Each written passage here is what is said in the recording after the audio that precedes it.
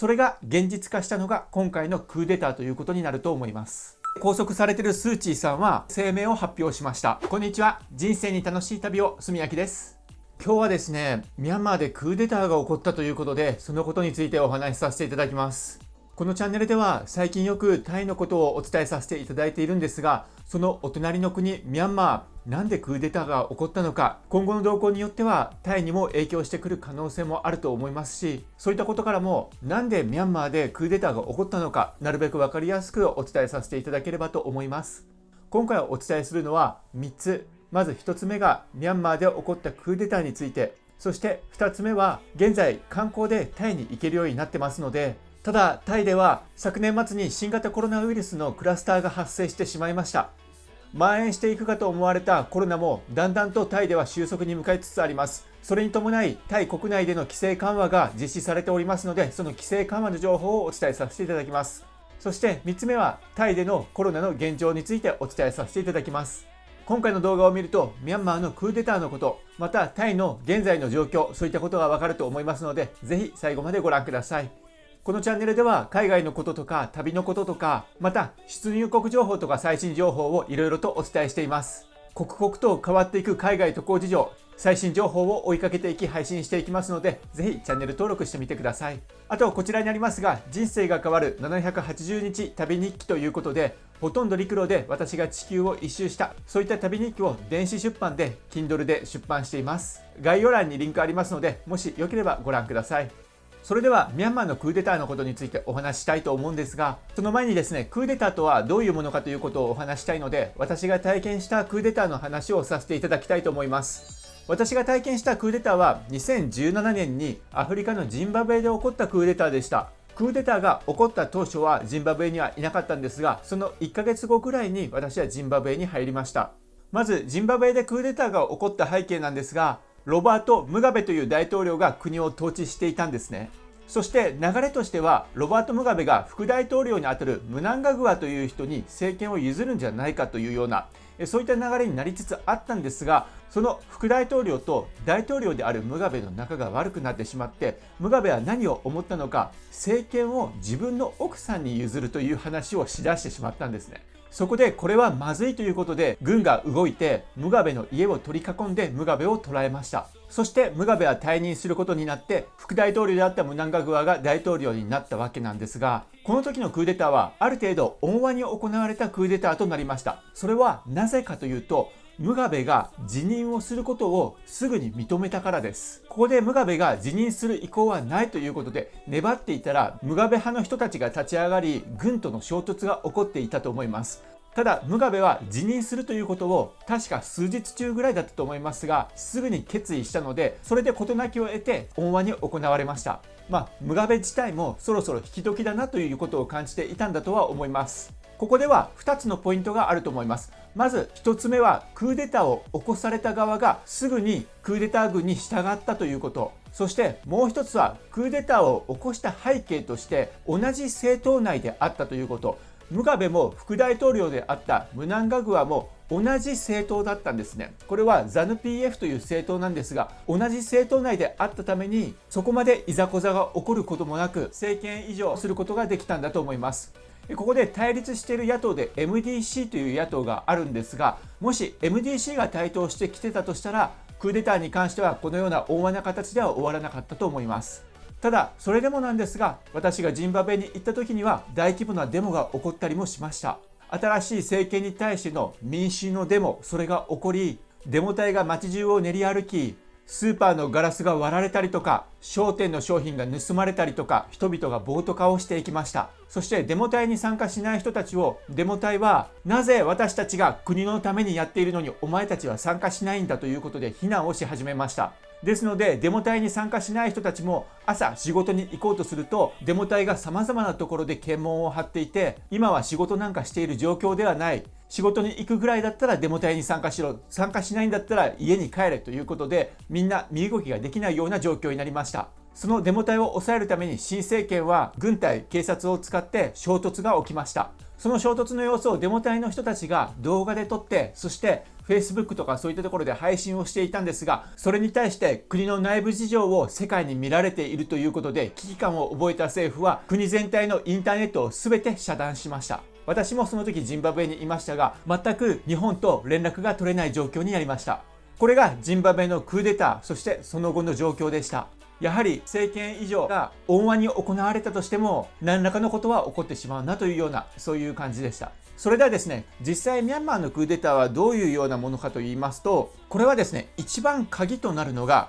2008年憲法というものがミャンマーにあります。これが今回のクーデターを考える上で一番のキーになると思います。これまでの最近のミャンマーの状況をお話ししますと、まず2015年に行われた選挙なんですが、こちらでアウン・サン・スー・チーさんが率いるそれまで野党だった NLD が圧勝することによって与党になります。ただ NLD を率いているアウン・サン・スー・チーさんなんですが、配偶者が外国籍であるために憲法では大統領になることが認められておらず、大統領にはならなかったんですね。ですのでアウン・サン・スー・チーさんの事実上の陰性という形になりました。そして最近なんですが、2020年にまた選挙が行われました。この時に与党である NLD の苦戦が予想されていたんですが、 NLD が圧勝をしました。このことから軍から選挙で不正があったのではという指摘が出ました。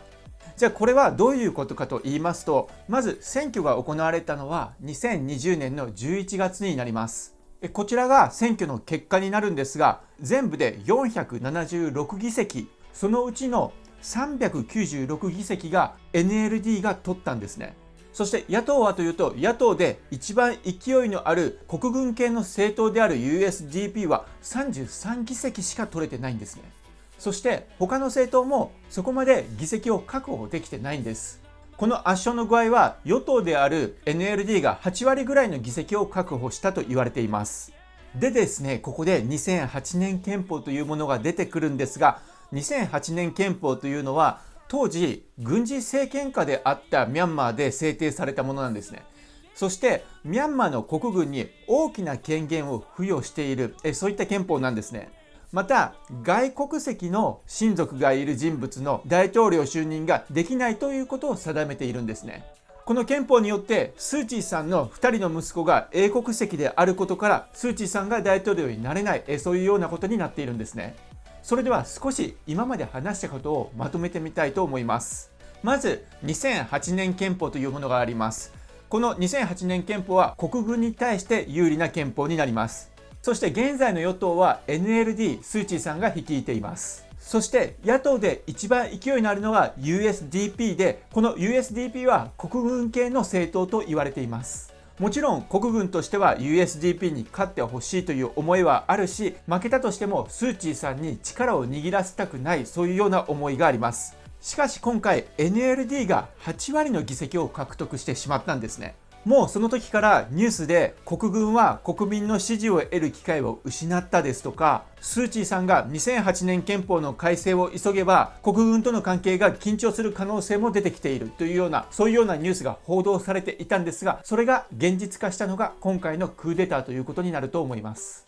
今回の選挙では NLD は苦戦が予想されていた選挙でもありました。少数民族武装勢力との和平なども実現することはできず、また経済成長も減速したと言われていたので、選挙は結構大変なものになると予想をされていました。民主主義においては選挙の結果に基づいた新しい政府が立ち上がるためには、それを誰が保証するかということが問題になります。記憶に新しいところではアメリカの最近の選挙もありますよね。なかなか政権移譲が進まなかった、そういったこともあったと思います。ミャンマーではこの新政府の樹立を保証するのが国軍なんですね。国軍が選挙結果を認めることで初めてそれに基づいた政府が樹立されるということになります。2020年のこの総選挙の時はミャンマーの国軍の最高司令官はまず開票される前には選挙結果を尊重すると発言をしていたんですね。しかし開票をするにつれだんだん NLD の対象が明らかになってきました。そうすると国軍の最高司令官は選挙に不正があった可能性があるとして NLD や選挙管理委員会を牽制する発言をするようになっていきました。ですので国軍としてはこの選挙に関しては認めてないというような形になっています。それが今回のクーデターにつながっていったものと思われます。今回はミャンマーの首都にあるヤンゴンにいる大臣たちも全員拘束されているような状況で、国軍はですね、大統領ももう拘束しているので、大統領今不在の状態になりますので、軍出身である副大統領を暫定の大統領に指名をしたということです。そしてその副大統領は立法、行政、司法、これら全ての権限を国軍の最高司令官に移したということです。国軍としては選挙の問題が解決した後にもう一度公正な選挙を行い、勝利した政党に権限を移すという考えを明らかにしています。ですので実質上現在権力は全て国軍が持っているような、そういった軍事政権下に入ったということになると思います。現在拘束されているスー・チーさんは昨日の午後なんですが NLD を通じて声明を発表しました。国軍の行動は国家を独裁体制に戻すものだ。国民に国軍の行為を受け入れず、クーデターに抗議するように心から求めたいと訴えているということです。そのため現在ミャンマーではスー・チーさんの釈放などを求めた国民たちのデモが行われている状況です。またこれは噂なんですが、ミャンマーでは現在インターネットの回線などが切断されているほどの事態になっているという話が入ってきています。現在ミャンマーはまた軍事独裁政権のような形に戻っていくのか、それともそうはならないのか、そういったところで揺れ動いているところだと思います。またアメリカはこのことに対してミャンマーに制裁を加えるというような、そういったことを示唆しているということです。もしミャンマーがこれでごたごた長引いていくとしますと、多分その影響はタイにも出てくると思います。例えばなんですが、ミャンマーから逃れようとする国民が難民として国境を越えてタイに入ってきたりですとか、昨年の12月タイでコロナが広まったのは不正に入国をしていたミャンマー人たちからコロナがタイに広がったというふうに言われています。ですのでタイとしてはミャンマーの人たちの不正入国、それを止めたいという気持ちがあるわけなんですが、ただ事態が悪化していくと今後どうなるのか、そういったところが危惧されるようなところになるかとも思います。それでは次になんですが、タイの現在の状況についてお話しさせていただきます。タイでは12月の末にコロナのクラスターが発生したんですが、現在はだんだん落ち着き出しています。そのため規制緩和が進んできております。こちらは2月の1日、ナショナルタイランドからの記事になります。チェンマイでの規制緩和の話題なんですが、チェンマイでは19日間連続で感染がないことが確認されました。そのためにパブやバーなどの再開を承認したということです。このパブやバーなどに関してなんですが、12月にタイでコロナの第2波がやってきて新規感染者が増えていったわけなんですが、そのウイルスの拡散を抑えるために1月の6日から委員会によってパブやバー、カラオケブースなどチェンマイの娯楽施設を閉鎖するように命じられていたんですね。ただ公衆衛生局は日曜日の時点で19日間連続してチェンマイでは新しい症例を発見しなかったということを発表しまして、そのため今回の娯楽施設再開の規制緩和へとなりました。それでは次なんですが、まだまだ安心してはならないというような、そういった記事になります。2月の1日ナショナルタイランドからなんですが、2月の1日からサムトサコンを除いてタイでは全国的に学校が再開されたんですね。ただターク県にあるメーソートという地区なんですが、15の学校全てで一度再開されたんですが、その再開された後1時間で閉鎖をされました。これはなぜかというとですね、このメーソードでのビジネスマンが検査で陽性となったことを受けまして、25人のそのビジネスマンとの接触者を病院で検査したところ、5人の児童の感染が確認されたんですね。そのため地区の学校は再度閉鎖をするということになりました。それでは現在コロナの新規感染者はどれぐらいなのかということをお話しさせていただきます。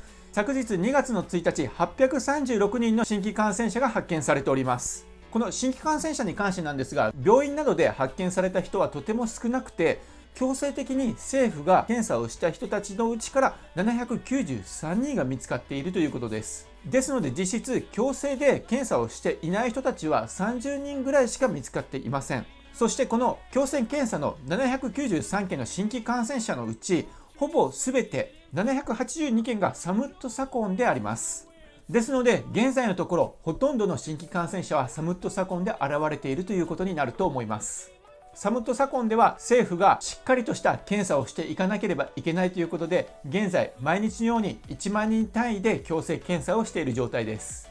タイ全体としては状況は改善しておりまして、42の県が過去7日間に症例を報告してなく、35の県が安全またはグリーンゾーンとして指定をされました。これによって2月の1日には学校の再開ですとか、バンコクのレストランの営業時間の延長など制限が緩和されました。政府のスポークスマンは、タイ全国の人々がコロナに対しての気をつけること、これを遵守したことが現在の措置の緩和につながっています。継続的に遵守をしてもらえれば、2月の中旬には制限がさらに緩和につながっていくと話しているということです。いかがでしたでしょうか。現在クーデターが起こっているミャンマー、気になるところですよね。今後の状況を見ていき、このチャンネルでもまた新しい情報が入りましたらお伝えしていこうと思います。またタイに関しては良い兆しが見え始めていますので、こちらも引き続き最新情報を追いかけていき、渡航情報やビザ情報、そういったものも発信していこうと思います。今年中には海外にも少しずつ行けるような、そういう時代になるといいなと思います。